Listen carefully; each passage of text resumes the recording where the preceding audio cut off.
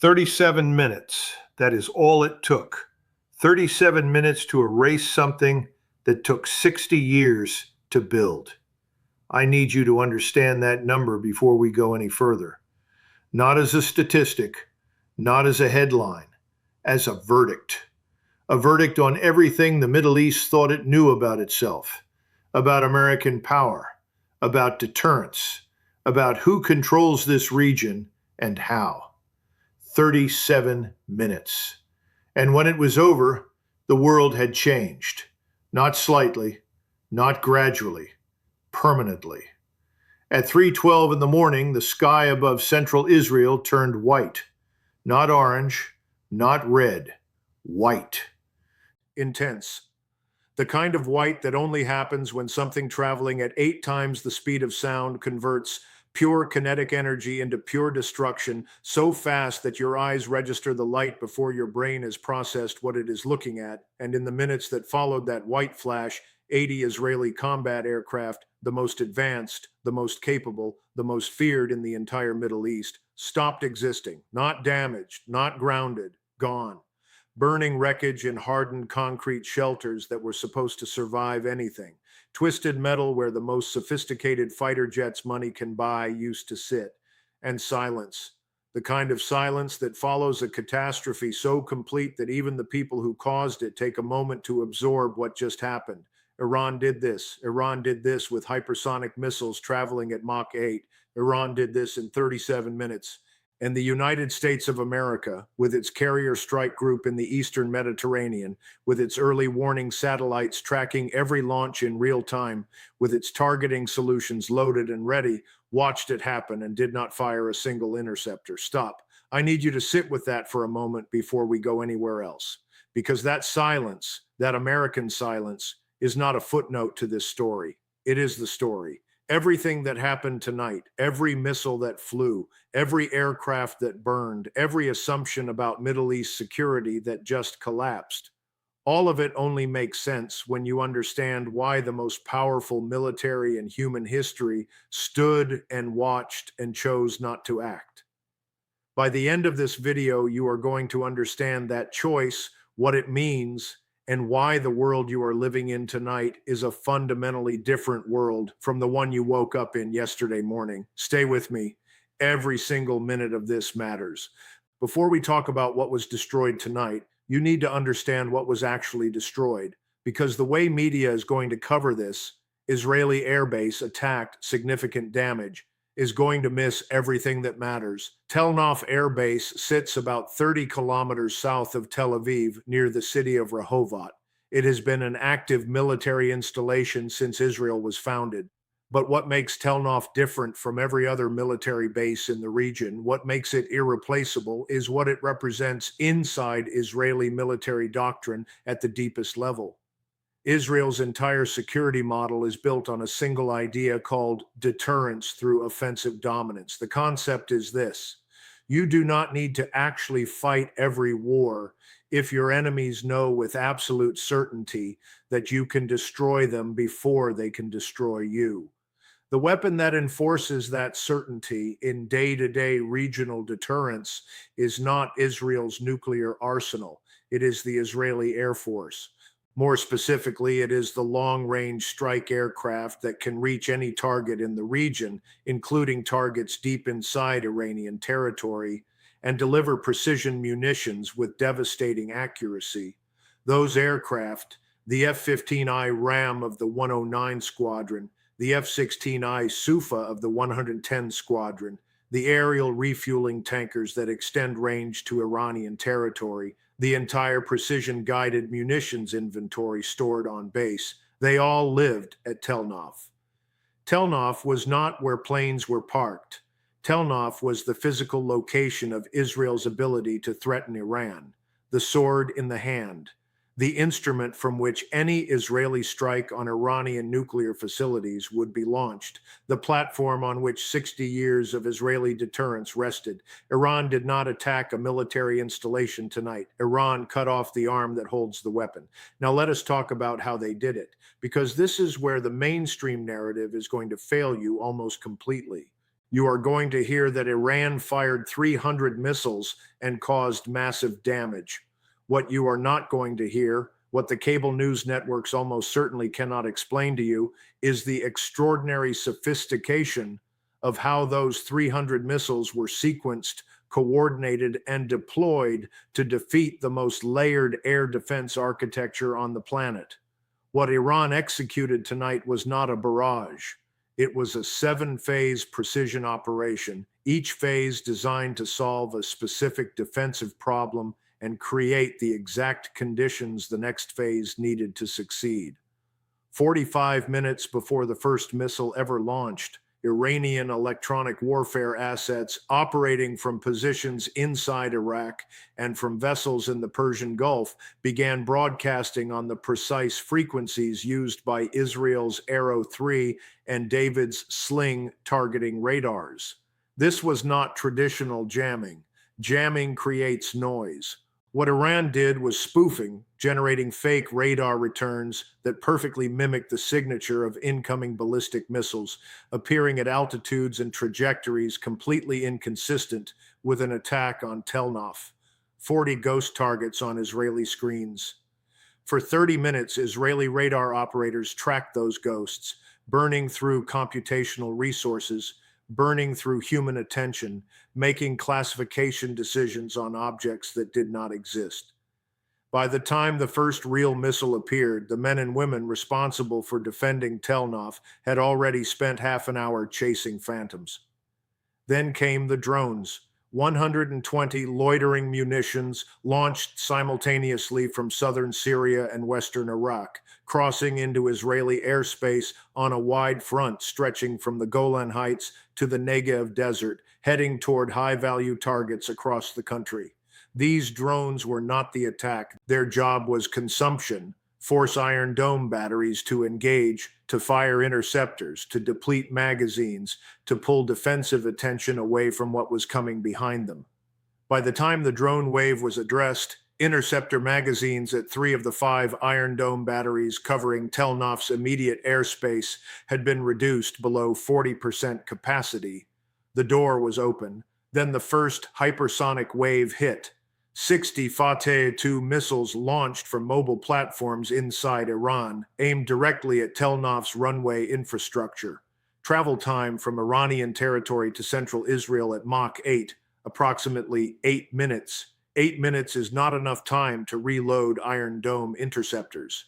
8 minutes is barely enough time to vector remaining Arrow assets onto a target that is actively maneuvering in its terminal phase. 12 of those 60 missiles were intercepted. 48 reached Tel Nof and destroyed every runway, every taxiway, every paved surface an aircraft could use to take off or land. After that wave, the aircraft at Tel Nof were trapped. They could not launch. They could not escape. They were sitting targets. What came next is the phase that will be studied in military academies for the next 50 years.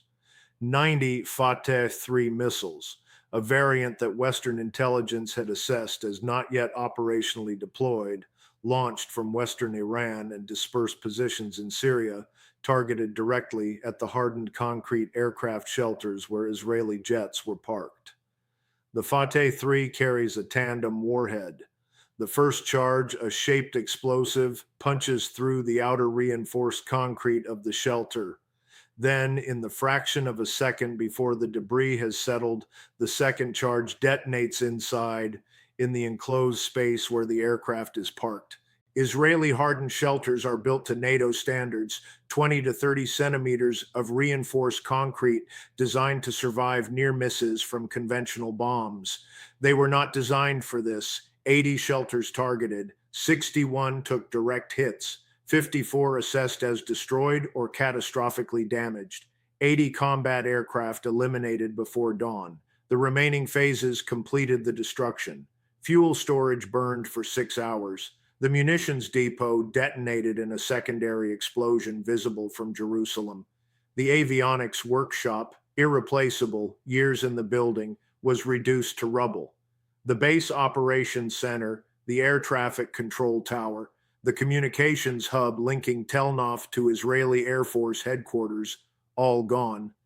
After that, Tel Nof was not just physically destroyed, it was blind, unable to communicate its own status to anyone, unable to coordinate, unable to function. And then the final cleanup wave, 20 missiles targeting anything that post strike assessment identified as possibly still standing. Mobile radar arrays that had relocated, backup communications vehicles, emergency fuel tankers dispersed around the perimeter. Iran was not leaving loose ends. 37 minutes, 80 aircraft, generational damage. Now I need to explain the weapon itself because this is where most coverage will fail you. The word hypersonic gets used constantly, and almost everyone using it misunderstands what actually makes it revolutionary. Hypersonic does not simply mean fast. Ballistic missiles have been traveling at hypersonic speeds in their terminal phase for decades. An ICBM reentry vehicle hits Mach 20 on the way down. The United States military has been intercepting hypersonic speeds for years. What makes hypersonic glide vehicles fundamentally, categorically different is not the speed alone. It is the combination of speed with maneuverability at the specific altitude range where existing interceptor systems cannot operate effectively.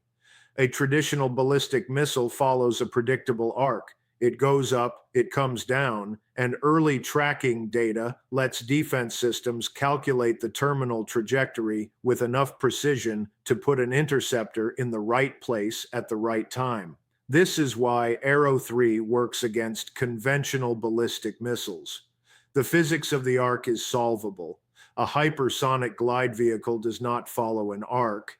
It rides the upper atmosphere at sustained Mach 8 velocities while making lateral and vertical maneuvers that cannot be predicted from early tracking. An interceptor launched against it is not chasing a known trajectory. It is chasing a target that is actively changing its path in real time.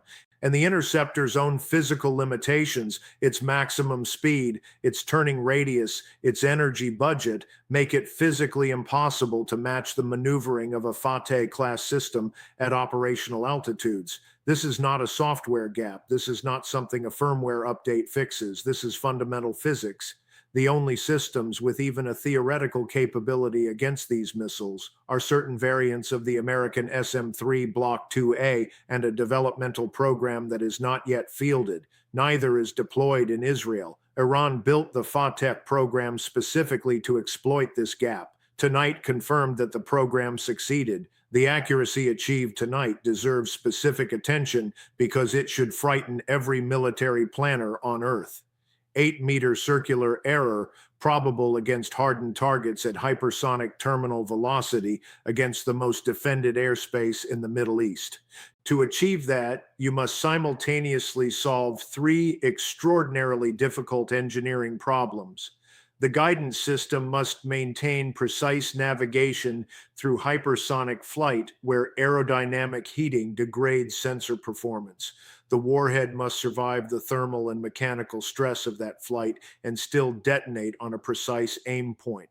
And the terminal maneuver must be controlled with enough authority to correct residual navigation error without losing flight stability. Each of those problems individually is a major achievement. Solving all three simultaneously, reliably, across 300 missiles in a single operational package represents a systems engineering accomplishment without precedent. Iran got there through 2 decades of indigenous development, deepened technical collaboration with Russian aerospace industries after 2022, and most importantly, practical learning from every previous strike on Israeli territory. Each previous attack was a live fire data collection exercise. They were not just attacking, they were learning. And tonight they applied everything they had learned. Now we reach the part of this story that matters most. The USS Dwight D. Eisenhower strike group was operating in the Eastern Mediterranean. American early warning satellites detected the Fateh launches within seconds of ignition. U.S. Central Command had full trajectory data within 90 seconds. The Eisenhower had targeting solutions on the incoming missiles within the engagement window of its SM-3 Block 2A interceptors, the only systems in the theater with even a theoretical capability against the hypersonic threat. The engagement order did not come. This is now the third consecutive major Iranian missile strike against Israeli territory in which American forces with relevant capabilities, with targeting solutions, with operational windows, chose not to engage 3 times. The pattern is no longer ambiguous. It is policy. Understanding why requires understanding a strategic calculus that is far more conflicted than anything you will hear at a White House press briefing. The first layer is economic and tactical. The SM-3 Block 2IA cost $15 million per missile.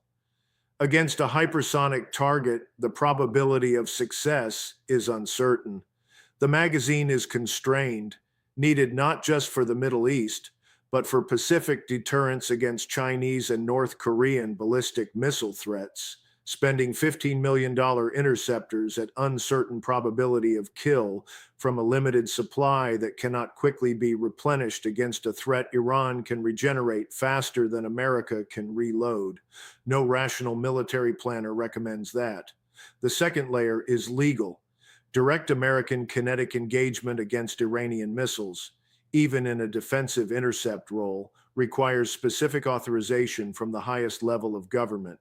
The legal position is that defensive intercepts do not automatically constitute an act of war, but the political and escalatory risks make prior authorization necessary. Getting that authorization in 42 seconds between missile launch detection and intercept window is not operationally feasible. That gap between what the law requires and what the timeline allows is not an accident. It is a structural feature that Iranian planners have understood and incorporated into their operational design for years. But the most important layer is not tactical or legal.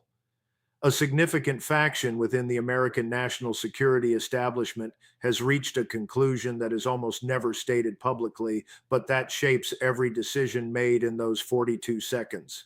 The current trajectory of Israeli policy is incompatible with American strategic interests in the region, not because of moral disagreement, though that exists, but because of a cold calculation.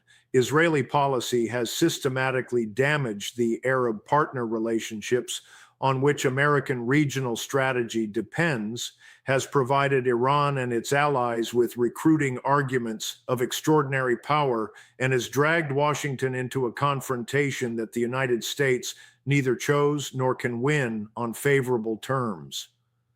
From that perspective, an Israeli military setback, even a severe one, creates political conditions that sustained American support has consistently prevented from emerging. This is never going to appear in any official statement, but it was present in every calculation made in those 42 seconds. And those decisions made in silence are as consequential as any missile that flew tonight. Step back from the burning runway and look at the larger picture, because tonight was not a random act of violence. Tonight was chapter 3 of a campaign Iran has been executing with remarkable strategic consistency. Chapter 1 was the strike on Israeli command infrastructure that severed the military command chain. Chapter 2 struck Israeli intelligence infrastructure and degraded the country's ability to see and anticipate threats. Chapter 3 is tonight, the elimination of Israeli offensive air power and Israel's ability to threaten Iranian territory. The logic is unmistakable. Iran is not trying to destroy Israel in a single blow. Iran is methodically dismantling the specific capabilities that make Israel dangerous to Iran: command and control, intelligence, air power, in that order. This is what military theorists call an asymmetric offset strategy.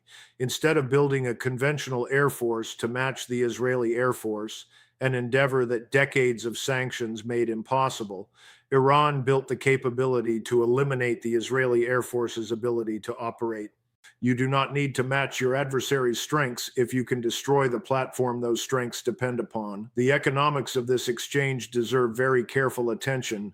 The 80 aircraft destroyed tonight represent roughly $8 billion of Israeli air power, not counting munitions, spare parts, specialized equipment, or the years of irreplaceable pilot training that no check can replace. Iran fired 300 missiles at an estimated total cost of $900 million to $1.5 billion. Iran spent at most $1.5 billion to destroy $8 billion of Israeli air power, permanently degrade Israel's ability to threaten Iranian territory, and fundamentally alter the regional military balance.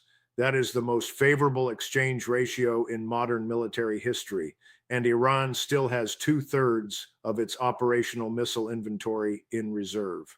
There is something else worth saying directly, something Western analysis almost never acknowledges because it is uncomfortable. Iran has absorbed more sustained external pressure than almost any nation in the post-Cold War era, decades of economic sanctions, covert operations against its scientists, cyber attacks against its industrial infrastructure, assassinations of its military and scientific leadership. Through all of it, Iran continued to build. The engineers who designed the Fateh's guidance system did so without access to Western semiconductor supply chains. The military planners who designed tonight's 7-phase attack developed their doctrine without NATO exercise data, without Allied interoperability, without American military education. They built what they built from Iranian science, Iranian engineering, Iranian strategic thinking, and an absolute conviction that national sovereignty is worth defending regardless of the cost. That conviction does not appear on any capability assessment chart, but it is the foundation on which every weapon and every strategy is built. And tonight, that foundation proved solid. So where does Israel stand now? Israel retains its ground forces, among the most capable in the world, with Merkava tanks and advanced infantry systems and logistics infrastructure that remains largely intact.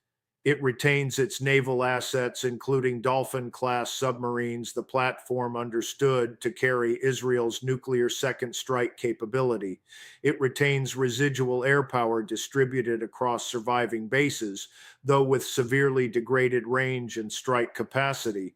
And it retains its nuclear arsenal, the ultimate deterrent that no conventional setback can erase.